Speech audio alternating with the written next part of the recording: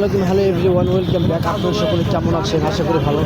আজকে আমি আবার একটু ব্লগ নিয়ে হাজির হয়েছি। আজকে আমি আপনাদেরকে দেখাবো যে বাঙালি মানুষ কতটা খারাপ হইতে পারে, সেটা আমি আপনাদেরকে একটা মানুষকে দেখাবো যে একটু আগেই চুরি করতে গিয়ে মার খেয়ে সেখান থেকে আসছে, আবার সে এমনভাবে হাঁটতেছে যে সে একটা যে চোর, মানে প্রকৃতপক্ষে চোর, সেটা বলার কোনো সীমা নেই। এই যে ভাই দেখেন সরাসরি, এই যে দেখেন সামনে যে লোকটাকে দেখতেছেন, সে আসলে একটা চোর ভাই।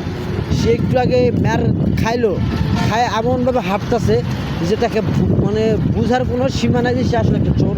আমি আপনাদেরকে দেখাবো, দেখেন জোড়ায়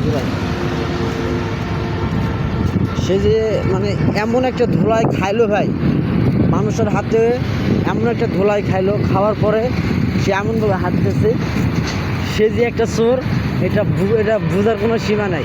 এই যে দেখেন, এই যে সামনে, এই যে এটাই সে চোর।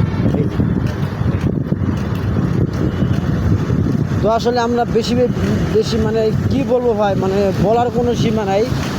মোবাইল একজন হাত থেকে নিয়ে দৌড় মেরে নিয়ে গেছে। এই